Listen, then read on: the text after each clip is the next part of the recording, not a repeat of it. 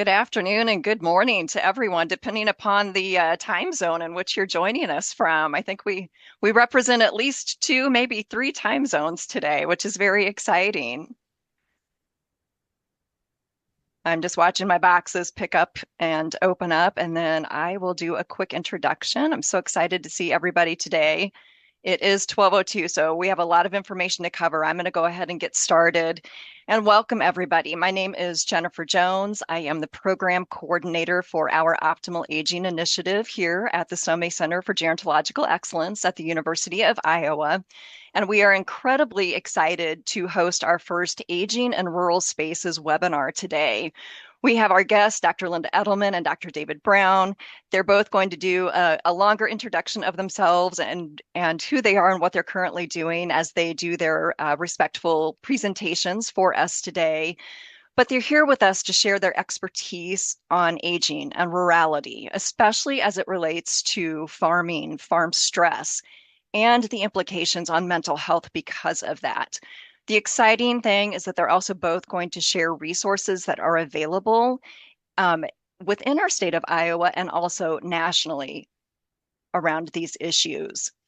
Um, General housekeeping, we are going to record this webinar for viewing for later date. So Sam is also going to be monitoring our chat, as will Linda, David, and I. We would ask you, if you have questions, to please type them in the chat, and one of us will read the question. We'd kind of like to just stop in that moment and have that conversation. So please feel free to put your questions into the chat. And I will also tell you that during Linda's presentation, we have 5 slides that are interactive. So please keep your cell phone next to you. There will be a QR code. You'll want to open up your camera. You'll click on the link and you'll be able to answer our questions. And this gives us some information about where you stand in knowledge around these issues. So on that note, Linda, I'm going to go ahead and share my screen and we're going to kick it off with you.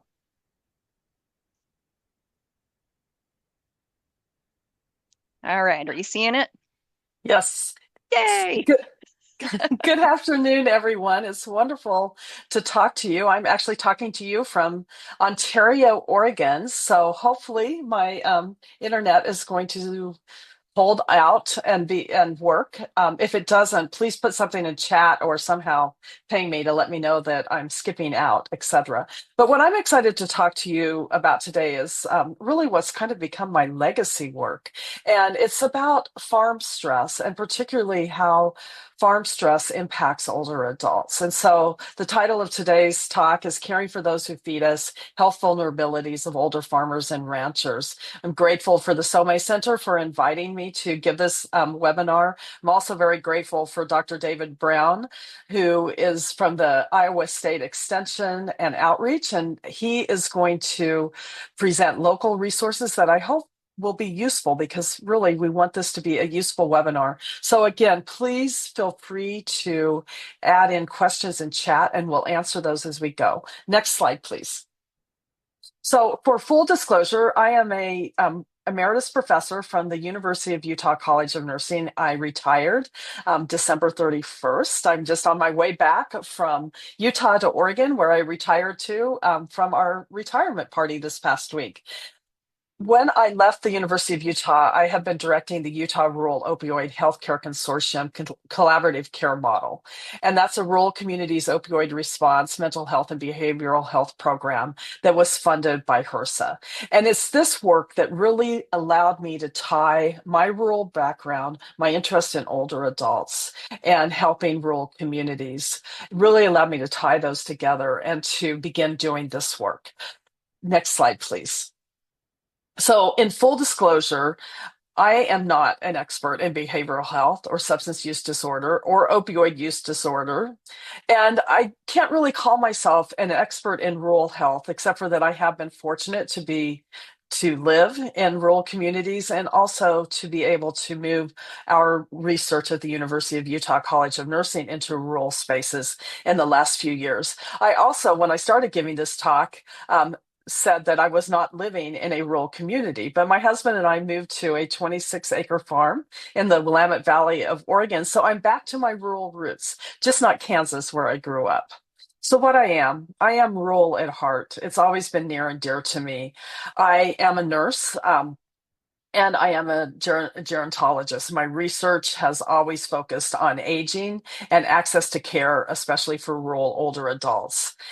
I am well intentioned, but often I'm clumsy. And so I know that some of the things that we're talking about today can be sensitive. So please give me and all of us grace as we kind of dive into what can be an uncomfortable topic. Next slide, please.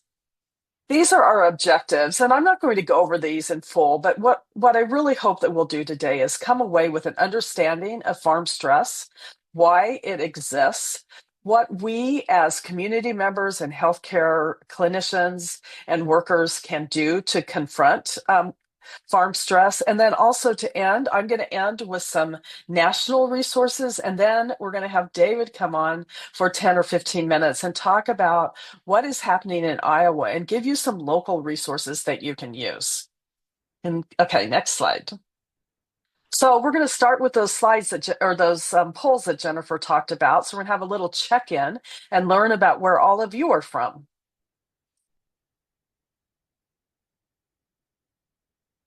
So you can use this QR Yeah, code so to everybody, log in. yeah, get your QR code and your camera, and it should open up, and you get to answer that question.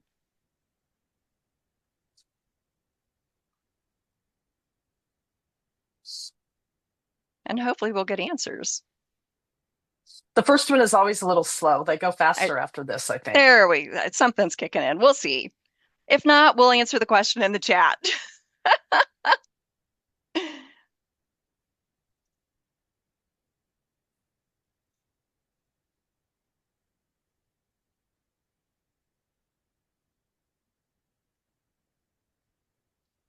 And I'm seeing it answered on my phone, so I'm not seeing it answered here. So, okay, we'll just we'll keep going with that. It could be a fun technology day.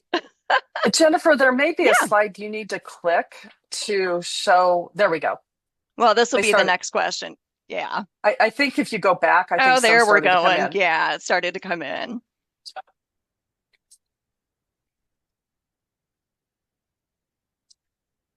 Oh, okay. I'm sorry. Sorry about that. My husband was trying to reach out, didn't realize I was on the webinar. Oh, Um, we're going to have, so we have people that are, yeah. one person who has said that they are in acute care, two people who are from academics, and hopefully we'll get other Yeah. answers as we move forward. Yeah. Let's go to the next one here. I or close family or friends have lived or worked on a farm or ranch.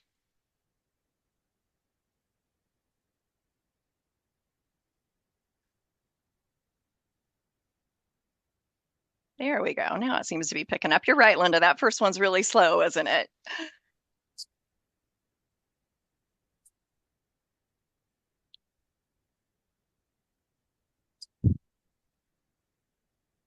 That's wonderful. The vast majority of you do have experience living, working on a farm or ranch, or have family or friends who have. Okay, so let's just talk a little bit about agriculture in the United States. So, farm and ranch families comprise only about 2% of the US population. However, they are vitally important to the success of our country because one US farmer feeds 169 people here and abroad. Farmers receive only 15 cents out of every retail dollar. So, think about that for a moment. Um, because of that, the number of farms have decreased significantly in the past 2 decades. Farms are becoming larger, and small family farms are struggling to survive as technology and equipment costs increase. Next slide, please. So, for those of us with agricultural backgrounds, we know that owning land and working on a farm or a ranch is often a hard life. Yet, farmers and ranchers often feel that it is the only life and that they will do anything to maintain the lifestyle, a lifestyle that is often very hard.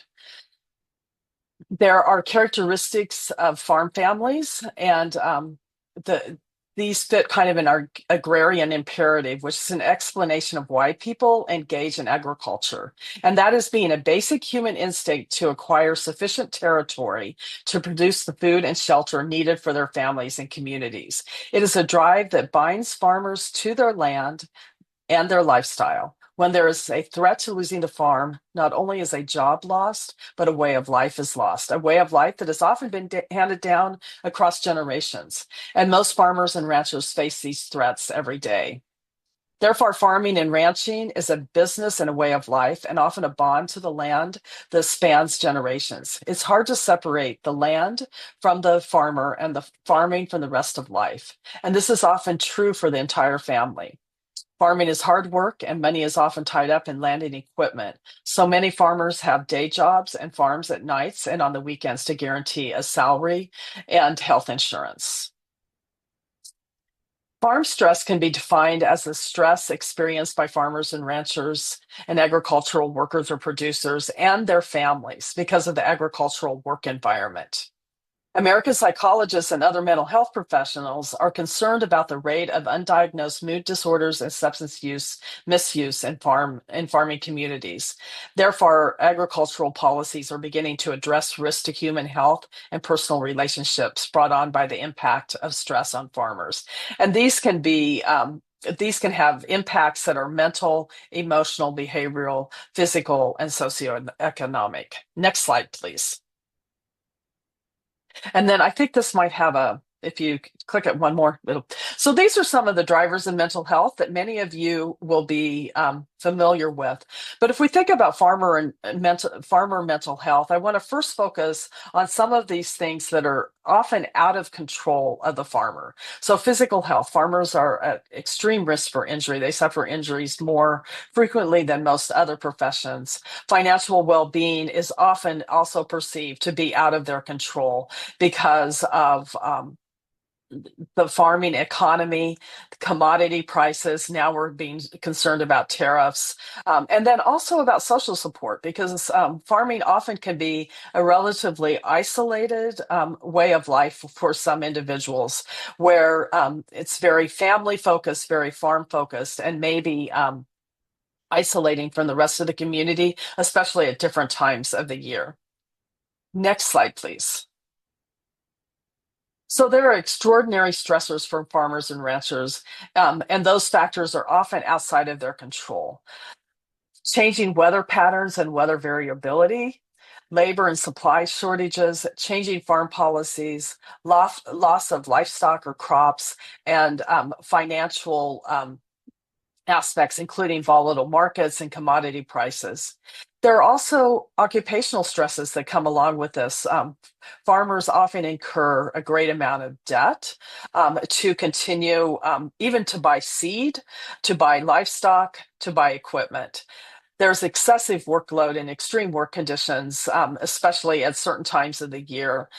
As I said earlier, farmers are at risk for injury because they work in a very physical intensive position. And then there's a lot of pesticide use. And there's actually some studies that suggest that pesticide use can contribute to depression.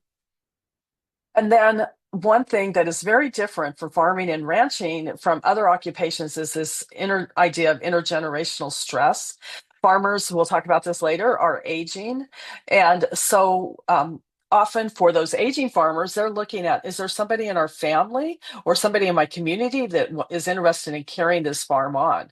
For the younger generations, there is also this sense of obligation to continue the family farm or ranch, and the fear of being the one to lose that land, especially if that land has been in the family for many generations. Next slide, please.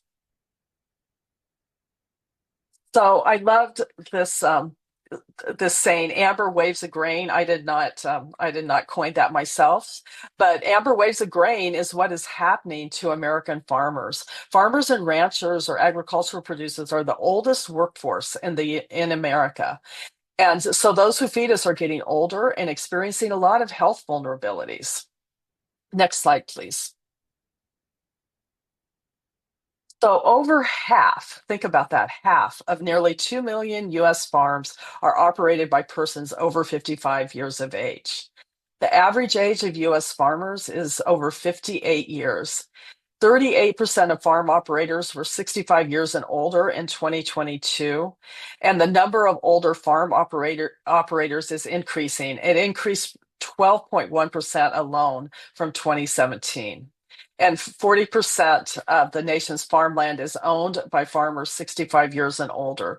So that means that we are really seeing older farmers being impacted and not being impacted by the physical and the emotional stresses of farming. I just have to point out this picture here. This is my father in Northeast Kansas. He turned 93 in March. He's blind. He's got his stick, but he was out last fall checking the corn.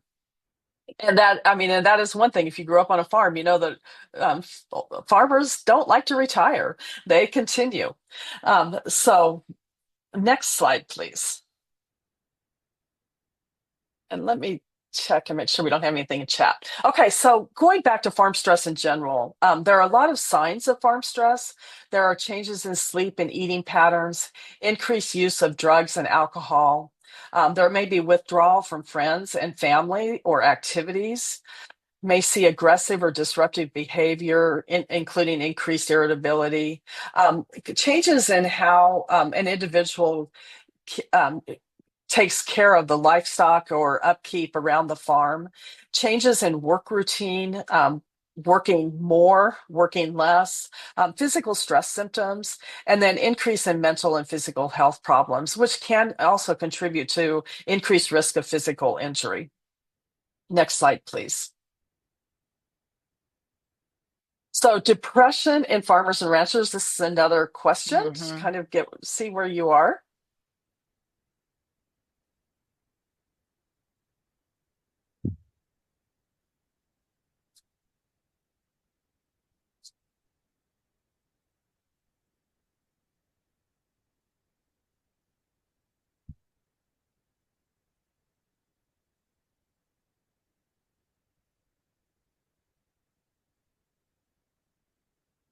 Okay, this is a really well-informed group, with most of you saying that it is not true that depression is rare in farmers and ranchers. You're absolutely right. Let's go on to the next slide.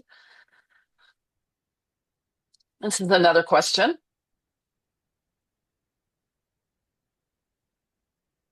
Farming, fishing, and forestry occupations have higher suicide rates than the average working population.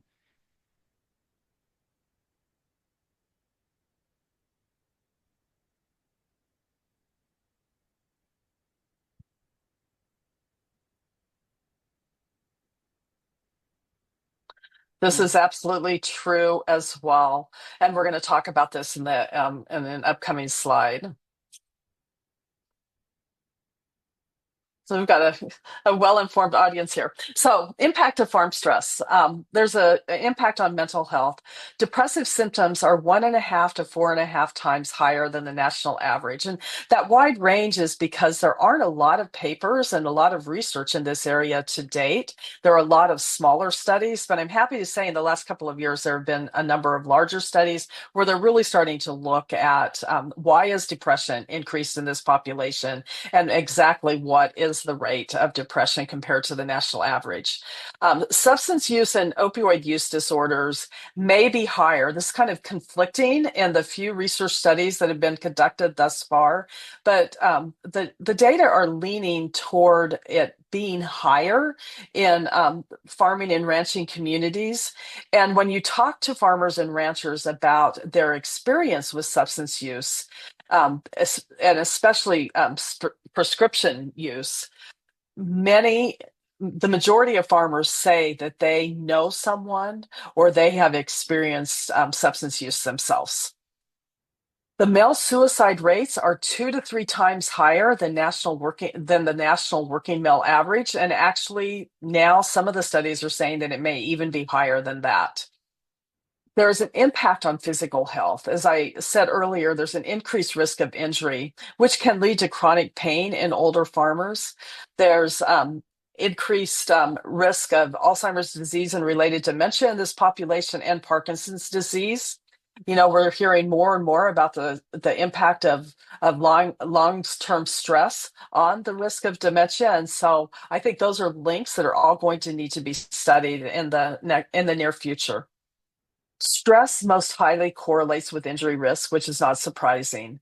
And farmers suffer the highest fatality risk of any age group in agriculture. And this is across the board. Farmers and ranchers are more vulnerable for social isolation. They often have small social networks and are often more likely to live alone. And the one thing about farm stress is that it impacts not only the farmers, but also their families, because as I said earlier, farming is often an intergenerational um, occupation. Everybody in the family, from the youngest member to the oldest, is usually involved in keeping that farm operating in one way or another. And this stress can ultimately impact the community. There have been reports of decreased relationship quality, both within the family and within the community. And as I said, this stress is often intergenerational. Next slide, please. So I pulled up some numbers on Iowa just to see how Iowa compares to Utah, where I've been doing this work. And honestly, this is a slide looking at mental distress, and mental distress in Iowa in the population in general is 15.2%. And you are actually 20th out of 48. So you're kind of right there in the middle in mental distress. And then if you look at the bottom, is the bottom map looks at frequent mental distress for age 65 and older. And that value is even lower, and you're number 8 out of 50 on that one. So Iowa, in general, when it comes to mental distress, fares very much better than Utah does. Next slide, please. This also looks at depression, and this is the share of older adults reporting symptoms of anxiety and or depressive disorder. And you are somewhat below the national average. And this is also very different from where I'm from in Utah, where our share of adults reporting symptoms of anxiety and or depressive disorder is much higher. Okay, next slide. So let's talk a little bit about older farmers and suicide. We the reports are that farmers in general experience far greater depression than other working groups. They also experience higher rates of suicide, and this is particularly true in older adults. One study found that almost half of farmer suicide decedents were over 65 years of old. And this was 44.5% of farmers or ranchers compared to 16.7% of non-farmers or ranchers. And so that's a huge difference. Firearms are the most widely used method for all ages of suicide for older farmers or for farmers and ranchers. And older suicide decedents were more likely to be male. Older farmer suicide decedents are more likely to have had physical health problems or experience the death of a family or friend or eviction or loss of income. So a lot of times this is when, like I said, old farmers don't like to retire, but oftentimes farmers will experience financial situations, physical health situations that require them to leave the farm. And that may be a time when they are particularly at risk for suicide. Another thing that was interesting was less than half of the older farmer suicide decedents were married. And that was not true for other age groups. Next slide, please. So this just looks at suicide rates in Iowa across the board. And Iowa does have a higher age-adjusted suicide rate than the national average. One of the things that's interesting about suicide in farmers and ranchers is that often farmers and ranchers have that are successful in and going through with a suicide attempt, they often do not have a history of depression or anxiety, which is different than a lot of other populations, which makes this makes it more important to really be able to converse with farmers and ranchers about their mental health. Okay, next slide. Just wanted to talk a little bit about substance use disorder in the agricultural workforce. And if you could go on to the next slide. So the same stressors for farm stress increase the risk for substance use disorder. And the hard physical work over long hours and increased risk of injury increase the risk of prescription opioid misuse. And this is a study that I alluded to earlier. It reported that 69% of farmers surveyed knew someone using opioids, and over half of them had used opioids at some time in their life. And this is almost always because of physical injury, chronic pain. Opioid use deaths for farmers and fishermen and forestry industries are more than 5 times higher than the general population. The problem with this is that farming is grouped as an occupational type with fishermen and forestry. Very different factors that may be impacting them, and it's hard to tease out if this is really true for farmers and ranchers. Next slide, please. And then this is just looking at drug overdoses in Iowa. And again, Iowa is less than half of the national average from 2011 to 2021. So that is a good sign for all of you. Next slide. Next slide. So let's talk a little bit about how to address farm stress. Next slide. So we talked earlier about the drivers of mental health that were often thought to be sort of personal factors, but let's talk a little bit about what we can do within healthcare and within communities. It's important that farmers have culturally appropriate and available healthcare. And this is a gap, and this is a gap that is probably going to continue to grow as there is less funding for rural health and as rural health clinics and hospitals struggle to continue.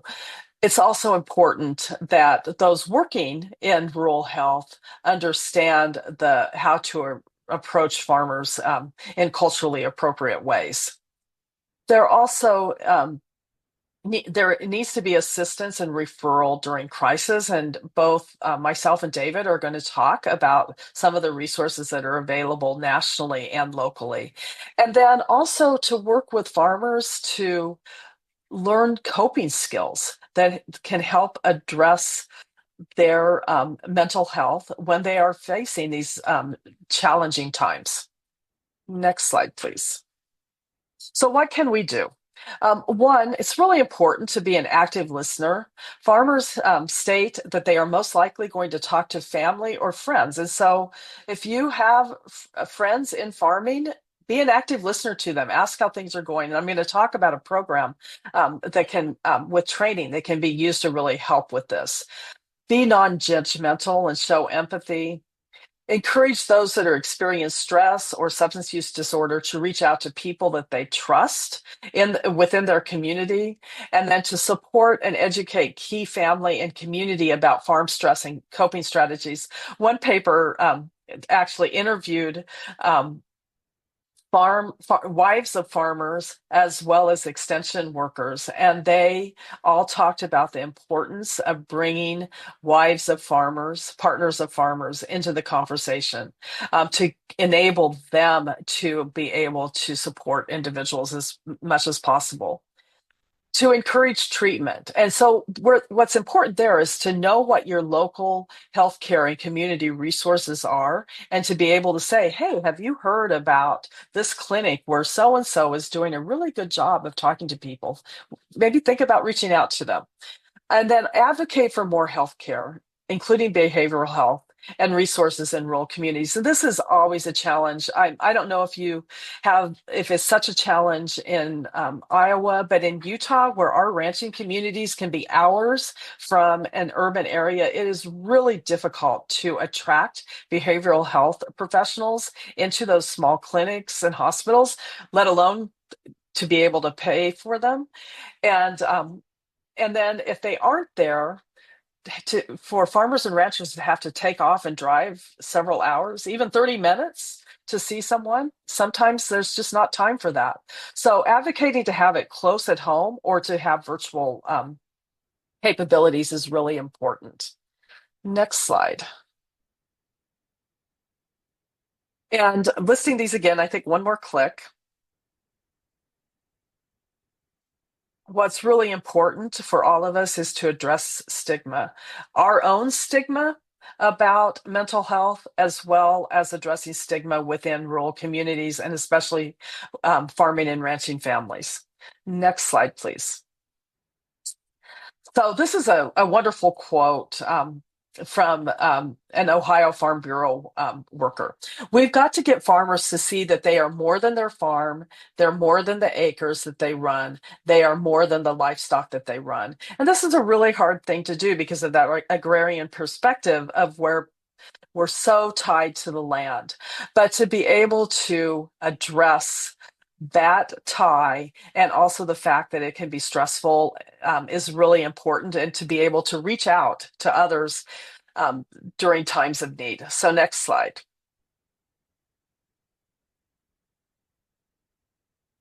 There's this general attitude that you just need to suck it up. And that again goes to that agrarian imperative about you farm the land. That's what you're tied to. There's this expectation that you're strong and that mental health is a weakness. And I love some of these quotes. We hear farmers and farm families that don't want others in the community to see their truck parked in front of a mental health center. I have met with farmers at a fire station because they did not want their family or their workers to know they were seeking help. And again, that's to like meet them where they are. There has been such a stigma around mental health for so long that a lot of those resources have left or never were in our rural communities as much as they should have been. And again, advocating to have mental health resources there nearby. And then older rural adults and rural men in particular have stronger negative stereotype attitudes around stigma. And so I think it's really important when you're talking to older farmers and ranchers and even their partners is to talk about stigma in a way that it is not seen as being weak when you talk about mental health, but it's a natural aspect of health, just as physical health is. My 93-year-old dad, I felt was so proud of him last winter. He said, I think I get depressed in the winter. And to hear him say depressed, even though I was sad that he was saying it, also made me realize that they are becoming more aware of this. Okay, next slide. So, a few things if you are a clinician to think about.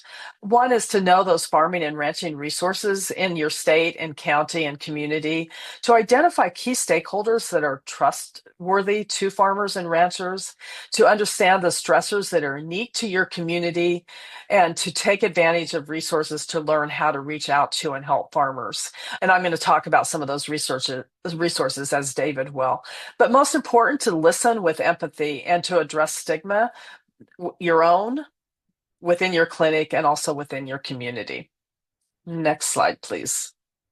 So I'm going to close with just a few national training resources, and then we're going to turn it over to David. One that I'd like to talk about is the land logic model. This was actually developed by a woman, Kayla Anderson, who's a social worker. She grew up in my same community in Northeast Kansas, became a social worker because her father experienced such depression while she was growing up. He was a farmer. His brother was my best friend in high school, and he died in a farm accident when we were seniors. And so Kayla's father was planning on taking on the family farm with his brother. That didn't happen. This was during the 80s when it was the farm crisis. And he really struggled, and he's very open about it. As a matter of fact, if you go to the Land Logic Model website, I think that there's a video on there of him talking about it. But the purpose of the Land Logic Model, and it's mostly for clinicians, but they are also working on some for producers themselves.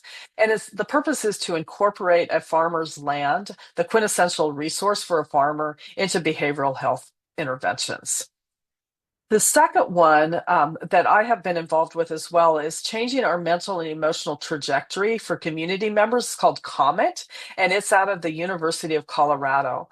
And this is a train the trainer model program that teaches people to intervene when they encounter someone who is in a vulnerable space and help shift that person's mental health trajectory back to a place of wellness. And it does this through 7 questions that start out with I notice you haven't been yourself lately. What's going on? Who can you talk to? How are things? And going through this list of questions with an individual, ending with hoping that they will be receptive of hearing about resources. So, Comet training is available through the University of Colorado, and it is used in cell barns, Farm Bureau meetings. It's been really successful. A lot of different states are picking this up as well. Okay, next slide, please. There are a lot of other national resources, the American Farm Bureau's Farm State of Mind, the American Farm Bureau and National Farmers Union. Usually two groups that don't necessarily work together are working on a Farm Town Strong program. There's an AgriSafe network, and the American Psychological Association has a program on farmer stress, and the National Farmers Union has a Farm Crisis Center. I'm going to give you a link in a couple of slides where we have websites for all of those. So, and as well as other resources. Next slide. This is our last question.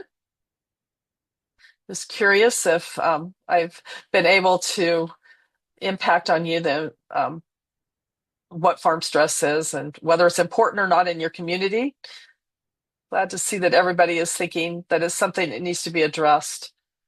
And I really do truly believe this, and I believe that it's going to become more and more important that we address this. Okay, let's move on to, I think, the last slide.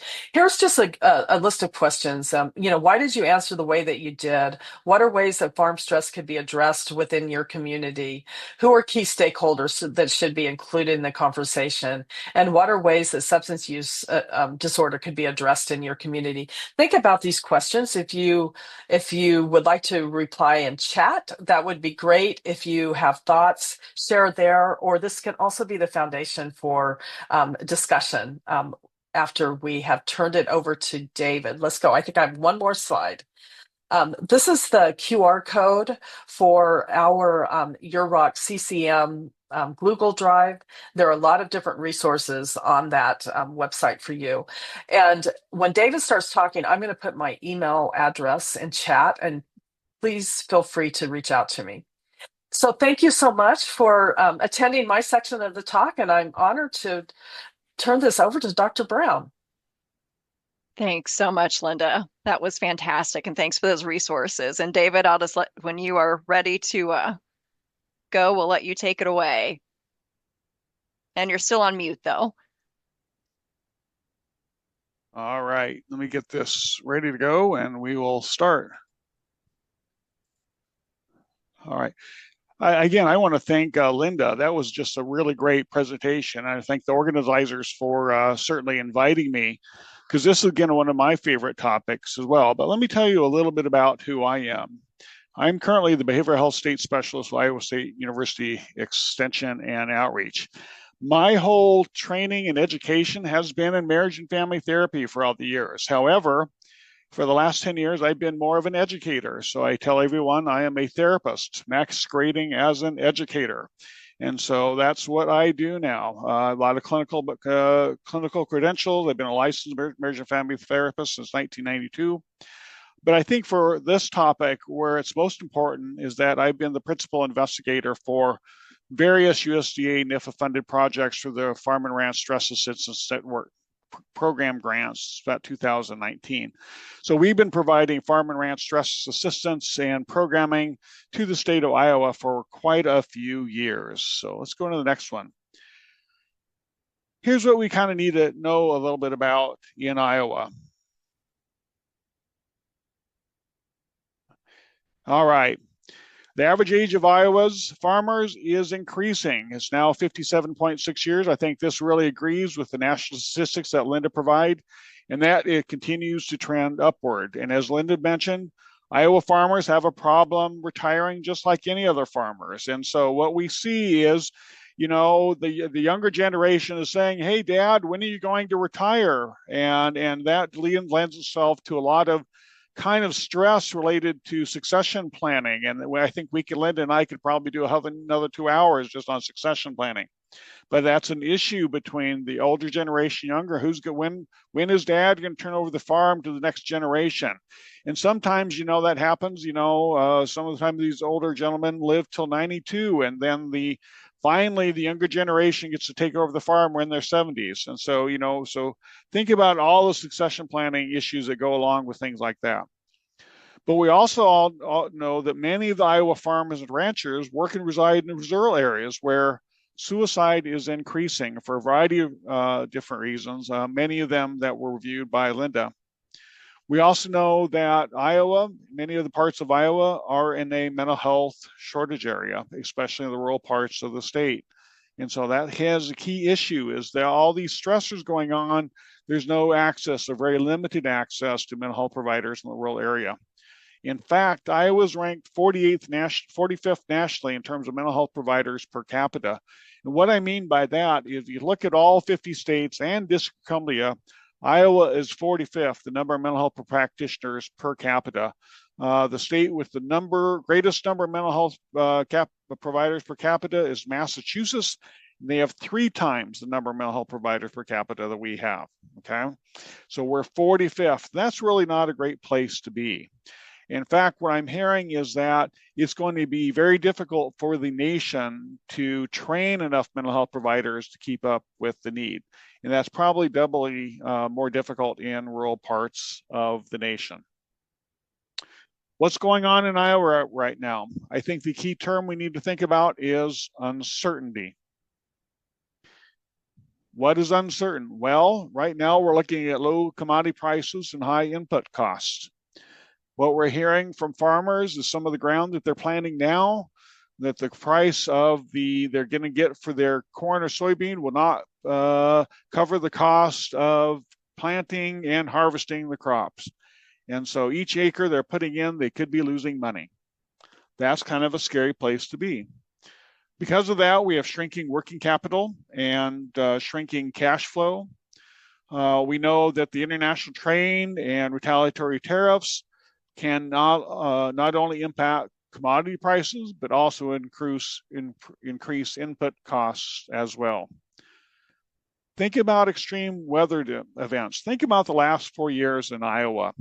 We've experienced flooding, we've experienced tornadoes, we've experienced drought, and we experienced a derecho. Now, how many of you have ever heard the word derecho until it came through Iowa about 4 years ago? That inland tornado that damaged hundreds of thousands of acres of crops across Iowa. So that's going on right now. Always that uncertainty of what's going to happen next.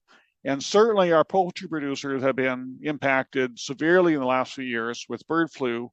And there's also some concern about other livestock diseases coming into Iowa. And again, all of these things are pretty much outside of the control of the farmer. Okay, how many of you want to work in a position that all the things that goes in making money are outside of your control? I would call that uncertainty. Iowa Farm and Rural Life Poll, as far as 2024, are seeing some of the same things that Linda was talking about. 51% of Iowa farmers expect their economic prospects to worsen over the next 5 years. And almost a third of farmers reported that their stress levels have increased, probably because of all of the uncertainty I mentioned. Now I want to talk a little bit about resources. Some of these are specific to Iowa, some of them a little bit more focused nationwide as well. One of the key things we want to talk about is the Iowa Concern Hotline.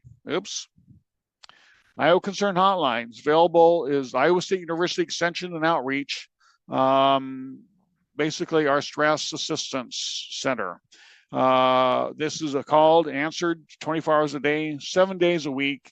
We have stress counselors on staff. We have actually 2 attorneys on staff to help individuals to talk about legal rights, legal education. They get really busy when farmers are renegotiating their leases for renting the ground. We also have access to our personal financial consultants all across the state. Families, individuals maybe struggling with finances, we can access one of our personal financial consultants by coming to Iowa Concern Hotline. Again, available 24 hours a day, 7 days a week, 1-800-447-1985. Now, another resource I included, but it's not really specific to farm stress, but we talked about extreme weather events, and that can happen anytime in Iowa. So let's say your power went out for 3 days, okay? And you have a freezer stocked full of food. So you need to know what is the food in my freezer that is still safe, or what do I really need to toss? Okay. And we've had a lot of weather related disasters. And so who you can call the Iowa State University answer line. You get that information about who about food safety, food preparation. So if I have a disaster and my power's out, which food in my freezer remains safe to eat? Go to them to get that information. Iowa State University Extension also has 2 key farm stress resources. This is the one through the Health and Human Sciences webpage. This is basically the page that I manage. It comes with resources that I created and added. The other is through our dairy team. We know that the dairy industry has been heavily impacted over the last 10 years. We've lost a lot of dairy providers, not only in Iowa, but in other states as well. And so the dairy team has created a list of resources and information specific to dairy producers. And I think it's really worth you're looking at.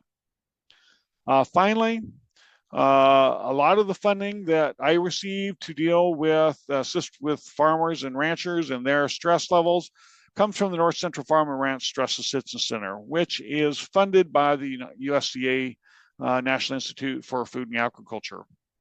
This center provides across the 12 North Central states basically 5 key resources. Number one, telehealth services. Many of the states are providing free telehealth services to farmers and ranchers in their state and family members. A number of the states are providing farm worker support, primarily to Latino farm workers. That's out of the University of Nebraska. Stress assistance training. This is many of the states across Iowa are providing mental health first aid, question, persuade, refer, a program called Communicating with Farmers Under Stress. And the other program that Linda mentioned was Common, is also being used by some of the states focused on farm stress. I mentioned Iowa Concern. Iowa Concern is the farm stress hotline for the North Central region of the United States. And if you go to farmstress.org, that is a clearinghouse of resources and webinars and other topics that is for the entire North Central region. So if you live in Iowa, but maybe have some relatives in North Dakota who need some resources, you can go to farmstress.org, find resources in all 12 of the North Central states to pass on or access. Finally, I want to talk about this program. It's called Relationships Heal, Knowing the Farmer Client. This is actually a program that was jointly developed between Iowa State University Extension and Outreach and the University of Iowa through Iowa Center for Agricultural Safety and Health. And this is a program that we provide now 4 times a year in various parts of the state. It's directed towards mental health and healthcare providers to help them get a sense of learning more about the culture of farming. And why that is important, because one of the reasons why farmers may not be accessing mental health care is maybe they don't understand it, but they also don't think that the mental health provider knows anything about farming and their occupation. And so we are trying to reduce that barrier by teaching mental health professionals and healthcare providers a little bit more about the culture of farming. And this program is taught by me, Tim Christensen, who's one of our farm management specialists, and Rich Gassman, who's the director of Iowa Center for Agriculture Safety and Health out of the University of Iowa. We just taught a class last week in Altoona and the week before in Sioux City. Again, we teach this 4 times a year, typically in October and April, and we'll be looking to provide this again next year. For more information, you can contact me. If there's any questions, please let me know. And my contact information, if you have any questions or would like more information about those resources and information that I share.